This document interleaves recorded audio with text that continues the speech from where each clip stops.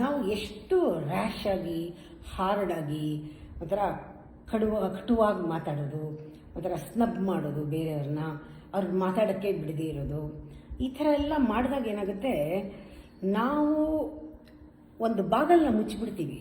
ಅವ್ರ ಜೊತೆಗೆ ಕನೆಕ್ಟ್ ಮಾಡೋ ಒಂದು ಬಾಗಿಲಿರುತ್ತೆ, ಆ ಬಾಗಲನ್ನ ನಾವೇ ಮುಚ್ಚಿಬಿಡ್ತೀವಿ. ಅವ್ರ ಹತ್ರ ಹಾರ್ಡಾಗಿದ್ದಾಗ ಅವ್ರು ಹೆಂಗೆ ಓಪನ್ ಆಗ್ತಾರೆ ನಿಮ್ಮ ಹತ್ರ? ನೀವು ಅವ್ರಿಗೇನು ಅವಾಗ ಕೊಡೋಕ್ಕೆ ಆಗಲ್ಲ, ಏನೂ ತಲುಪಿಸೋಕ್ಕಾಗಲ್ಲ. ನೀವು ಹೇಳಿದ್ದು ಯಾವುದೋ ಅವ್ರಿಗೆ ತಲುಪಲ್ಲ. ಯಾಕೆಂದರೆ ಬಾಗಿಲು ಹಾಕ್ಬಿಟ್ಟಿದ್ದೀರಾ, ನೀವು ಫಸ್ಟ್ ಅವ್ರನ್ನ ಒಪ್ಕೊಂಡಿಲ್ಲ. ಅಷ್ಟು ನಾವು ಆಕ್ಸೆಪ್ಟ್ ಮಾಡಿದಾಗ ಬಾಗಿಲು ಹಾಕ್ಕೋಬಾರ್ದು, ಬಾಗಿಲು ಓಪನ್ ಮಾಡಿರಬೇಕು. ನೀವು ಹೇಳಿದವ್ರಿಗೆ ತಲುಪೋಷ್ಟ್ರ ಮಟ್ಟಿಗಾದರೂ ಅವರನ್ನು ನಾವು ಸ್ನೇಹವಾಗಿ ಇಟ್ಕೊಂಡಿರಬೇಕು. ಅವ್ರನ್ನ ಕೇಳಬೇಕು, ಏನಾದ್ರು ಹೇಳೋದಿದ್ರೆ ಹೇಳಿ ಅಂತ ಅವ್ರಿಗೆ ಬಾಯಿಗೆ ಬಿಡಬೇಕು, ಅವ್ರನ್ನ ಮಾತಾಡೋಕ್ಕೆ ಬಿಡಬೇಕು, ಅವ್ರು ನಿಮ್ಮ ಹತ್ರ ಶೇರ್ ಮಾಡ್ಕೊಡೋಕ್ಕೆ ಬಿಡಬೇಕು, ಅವ್ರ ಕಷ್ಟ ಸುಖ ಹೇಳ್ಕೊಡೋಕ್ಕೆ ಬಿಡಬೇಕು. ಅದು ಕಂಪ್ಯಾಷನ್ನು. ಈ ಬರೀ ಕೈಂಡ್ನೆಸ್ ತೋರಿಸೋದು ಈ ಸೋಷಿಯಲ್ ಒಂದು ಇದಷ್ಟೇ, ಅದು